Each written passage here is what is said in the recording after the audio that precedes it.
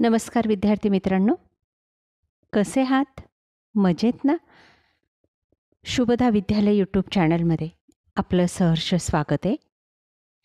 आज आपण इयत्ता 10वीचा मराठी विषयाचा तास घेणार आहोत आणि या तासाला आपण मराठीची प्रथम घटक चाचणी परीक्षेची प्रश्नपत्रिका सन 2025-26 चालू शैक्षणिक वर्षाची 15 ऑगस्ट नंतर होणाऱ्या पेपरची प्रश्नपत्रिका उत्तरासहित आपण या ठिकाणी सोडवणार आहोत. हा व्हिडिओ आपल्याला उपयोगी वाटला तर व्हिडिओला लाईक करा आणि आपल्या मित्रांनासुद्धा शेअर करा. आणि आपण अजूनही चॅनल सबस्क्राईब केलं नसेल तर चॅनल सबस्क्राईब करून बेल आयकॉनवर क्लिक करा. चला तर मग पाहूया मराठी विषयाची प्रश्नपत्रिका उत्तरासहित. इयत्ता 10वी मराठी प्रथम घटक चाचणी प्रश्नपत्रिका उत्तरासहित. गुण 20, वेळ 1 तास. मराठीच्या पाठ्यपुस्तकातला पहिला विभाग 1 ते 5 धडे आणि स्थूल वाचनाचा 1 धडा अशा एकूण 6 पाठांवर आधारित ही चाचणी तयार करण्यात आली. मित्रांनो, हा व्हिडिओ आपल्याला नक्कीच उपयोगी ठरणार आहे. 15 ऑगस्ट नंतर होणाऱ्या चाचणी परीक्षेसाठी ही प्रश्नपत्रिका आपल्याला उपयोगी ठरणार आहे. चालू शैक्षणिक वर्षासाठी यासारख्या इतर विषयांच्याही प्रश्नपत्रिका आपल्याला हव्या असतील तर आपल्या चॅनलला सबस्क्राईब करून बेल आयकॉनवर क्लिक करा, म्हणजे नवीन व्हिडिओची नोटिफिकेशन आपल्यापर्यंत सहज पोहोचेल. प्रश्न पहिला, आकृत्या पूर्ण करा. 2 गुणांसाठी. भाषेचा अर्थ टाळण्यासाठी आवश्यक उपाय.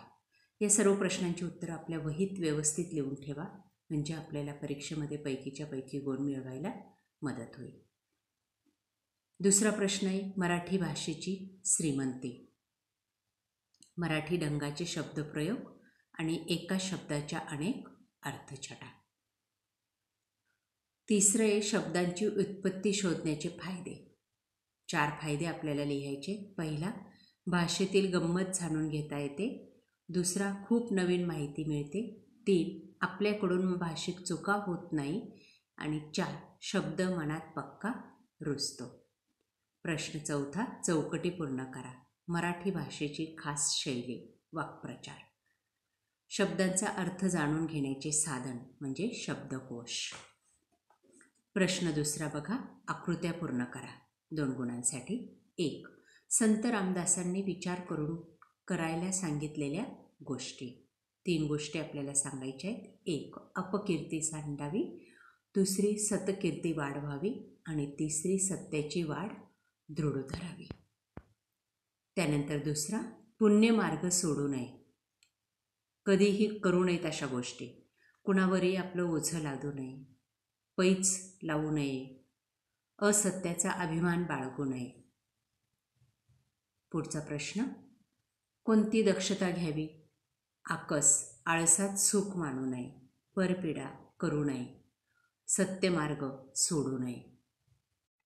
त्यानंतर आकृत्या पूर्ण करा. साहित्य गिरजाकीर यांच्या साहित्याची वैशिष्ट्ये 2 गुणांसाठी सांगायचे.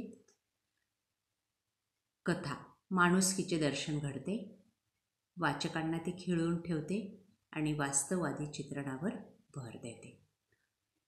गिरजाकीर यांचे चरित्र, प्रत्येक चरित्रात महत्त्वाचा विचार आहे. मुलांना आवडेल आणि अशी हृदयाला हात घालणारी भाषा त्यात आहे. महान लोकांचं कार्य समजावून तशी कृती करण्याची प्रेरणा आपल्याला मिळते. त्यानंतर मधूचे कृत्य संवेदनशील मनाचे उत्तम उदाहरण आहे, हे स्पष्ट करायचं आहे. बघा उत्तर, आईवरील प्रेमापोटी मधू एका गृहस्थाचे पाकीट मारतो. पुढे पाकिटातील चिठ्ठी पाहून अस्वस्थ होतो आणि चोरलेले पाकीट परत करण्याचा निर्णय घेतो. त्याची ही कृती संवेदनशील मनाचे उत्तम उदाहरण आहे. प्रश्न चौथा, वाक्प्रचाराचा अर्थ सांगून वाक्यात उपयोग करा. व्यथित होणे, दुःखी होणे. उत्तर, लहान सहान अपयशाने व्यथित होणे अयोग्यच. दुसरा वाक्प्रचार आहे, कटाक्ष असणे, लक्ष असणे. सहलीच्या वेळी शिस्तभंग होऊ नये याकडे शिक्षकांचा कटाक्ष असतो.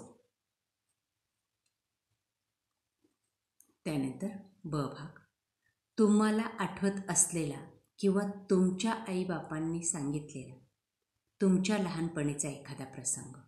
या ठिकाणी मी माझ्या लहानपणचा एक प्रसंग तुम्हाला नमुना दाखल दिलेला आहे.